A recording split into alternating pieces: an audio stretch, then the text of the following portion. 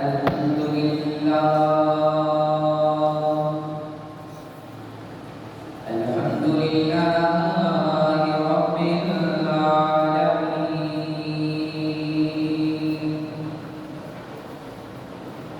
والعاقبة للمتقين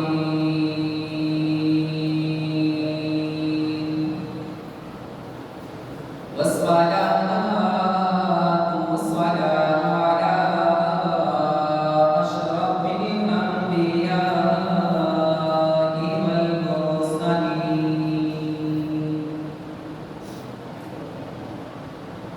أما بعد فأعوذ بالله من الشيطان الرجيم بسم الله الرحمن الرحيم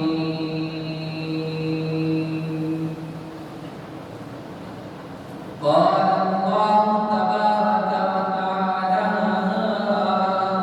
في القرآن المجيد والفرقان الحميد قل بفضل الله وبرحمته فبذلك فليفرحوا هو خير مما يجمعون آمنت بالله صدق الله مولانا العظيم اللهم نور قلوبنا بالقرآن وزين أخلاقنا بالقرآن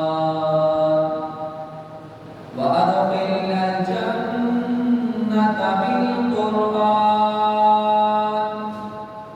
ونجنا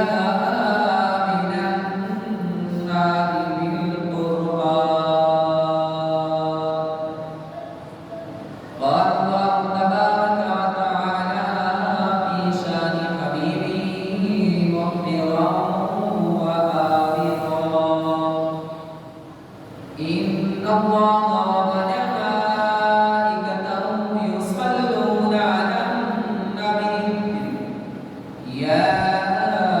أيها الذين آمنوا صلوا عليه وسلموا تسليما الصلاة والسلام عليك يا سيدي يا رسول الله الصلاة والسلام عليك يا سيدي يا حبيب الله وعلى آلك وأصحابك يا سيدي يا رحمة للعالمين تمام الصلاة اس رب العالمین کے لیے جو خالق کل کائنات بھی ہے اور مالک شجاعت بھی تمام درود و سلام نبی مکرم شفیع معظم قابل کونین جناب احمد مجتبی محمد مصطفیٰ صلی اللہ علیہ وآلہ وسلم کی عظیم بارگاہ میں پیش کرنے کے بعد اللہ خالق رب و سما کا لاکھ لاکھ احسان ہے کہ ایک بار پھر اس نے ہمیں اس مبارک دن کی ان مبارک گھڑیوں میں جمع ہونے کی توفیق اور ہمت عطا فرمائی آپ احباب کے سامنے قرآن مجید فرقان حمید سے ایک آیت بینہ کا انتخاب کیا جس میں اللہ رب العزت ارشاد فرماتا ہے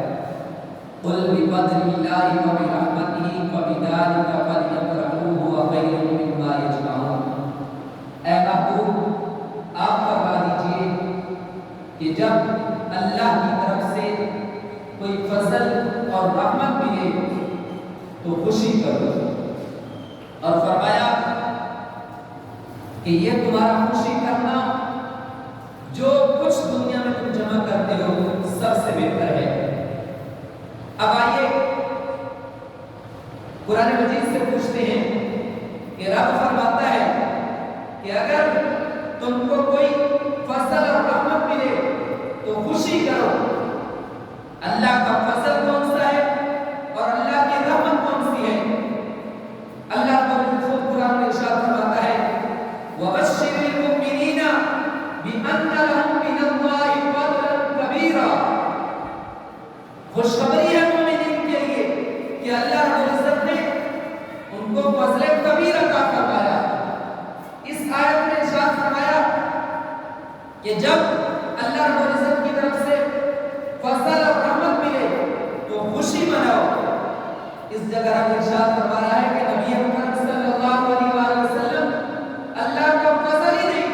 بلکہ فضل کبیر ہے، اور پھر فرمایا کہ رحمت ملے اور خوشی کرو۔ دوسری جگہ ارشاد فرمایا وَمَا أَرْسَلْنَاكَ إِلَّا رَحْمَةً لِّلْعَالَمِينَ، اے محبوب ہم نے تو آپ کو تمام جہانوں کے لیے رحمت بنا کر بھیجا ہے۔ اب پتہ یہ چلا کہ اللہ رب العزت نے ارشاد فرمایا تھا کہ جب کوئی فضل اور رحمت ملے تو خوشی کرو۔ حضور سے بڑھ کر دنیا جہان میں نہ تو کوئی بڑا فضل ہے، اور یہ بھی ہمیں قرآن بتا رہا ہے، اور نہ ہی بڑی کوئی رحمت ہے، اور یہ بھی ہمیں قرآن بتا رہا ہے۔ تو پھر رب ارشاد فرماتا کہ جب تمہیں فضل ملے یا رحمت ملے تو میری عبادت کرو۔ مقدس جگہ پر ارشاد فرمایا کہ میری عبادت کرو، یا یہ ارشاد فرماتا کہ جب اللہ کا فضل اور رحمت ملے تو سجدہ کرو، یہ نہیں ارشاد فرمایا۔ فرمایا جب اللہ کا فضل اور رحمت ملے تو خوشی کا اظہار کرو۔ اب یہ بھی مقید نہیں فرمایا کہ خوشی کس طرح کرنی ہے۔ آگے ارشاد فرما دیتا کہ نماز کس صورت میں کرنی ہے، درود کس صورت میں کرنی ہے، نہیں یہ مقید نہیں فرمایا۔ تو اب جو ہمیں قرآن و حدیث سے سبق ملتا ہے ہم اس کے مطابق حضور کی آمد پہ خوشی کرتے ہیں۔ کیوں کرتے ہیں؟ کہ قرآن نے فرمایا کہ جب اللہ کا فضل اور رحمت ملے تو خوشیاں کرو، اور میں آپ کے سامنے عرض کر چکا کہ اس سے بڑا فضل اور رحمت کوئی اور ہے نہیں، اور یہ بھی قرآن فرما رہا ہے کہ نبی اکرم صلی اللہ علیہ وسلم اللہ رب العزت کا سب سے بڑا فضل بھی ہے اور سب سے بڑی رحمت بھی ہے۔ جب نبی محمد صلی اللہ علیہ وسلم اللہ رب العزت کا سب سے بڑا فضل ہے اور سب سے بڑی رحمت ہے تو پھر ہم کیوں نہ خوشیاں کریں؟ اور پھر دیکھیے عشاقہ نے مصطفیٰ نے تو ہر بات پہ کمال کرتے رہتے ہیں کہ اللہ رب العزت نے نبی محمد صلی اللہ علیہ وسلم کو ربیع الاول شریف میں کیوں پیدا کیا؟ حالانکہ 4 حرمت والے مہینے ذوالقعدہ، ذوالحجہ، محرم الحرام اور رجب یہ نبی محمد صلی اللہ علیہ وسلم کے تشریف آنے سے پہلے بھی ایسے حرمت والے تھے، عزت والے تھے، جن کو قرآن نے کہا کہ یہ عزت والے ہیں۔ اللہ رب العزت ان میں حضور کو پیدا فرما دیتا۔ اللہ رب العزت رمضان المبارک میں حضور کو پیدا فرما دیتا۔ پھر اللہ رب العزت نے نبی محمد صلی اللہ علیہ وسلم کو پیر کے دن ہی کیوں پیدا فرمایا؟ جمعہ جو بابرکت دن ہے، جس دن متعدد انبیاء کرام علیہ السلام سوری پر جلوہ فروز ہوئے۔ شاکر نے مصطفیٰ نے لکھا ہے کہ اللہ رب العزت کی غیرت نے یہ گوارا ہی نہیں کیا کہ لوگ حضور کو یہ کہیں کہ حضور کی عظمت اس وجہ سے ہے کہ وہ حرمت والے عزت والے مہینے میں پیدا ہوئے ہیں، حضور کی عزت اس وجہ سے ہے کہ وہ جمعہ المبارک کو پیدا ہوئے ہیں، بلکہ اللہ رب العزت نے حضور مکرم صلی اللہ علیہ وسلم کو ربیع الاول شریف اور پیر کے دن میں پیدا فرما کر یہ بتا دیا کہ یہ زمانے حضور کے مکان ہیں، حضور کی تعارف پر ہوگا۔ اسی طرح متعدد علماء کرام نے لکھا کہ حضور مکرم صلی اللہ علیہ وسلم جب دنیا پر تشریف فرما ہوئے تو ویسے جب بچہ پیدا ہوتا ہے تو اس پر خون نجاست لگی ہوتی ہے، جب حضور اس دنیا پر آئے تو صاف شفاف تھے، پاک تھے، ناک کاٹی جاتی ہے، حضور ناک بری جاتے، کیوں؟ اگر یہ نہ بھی ہوتا تو کوئی ایک والی بات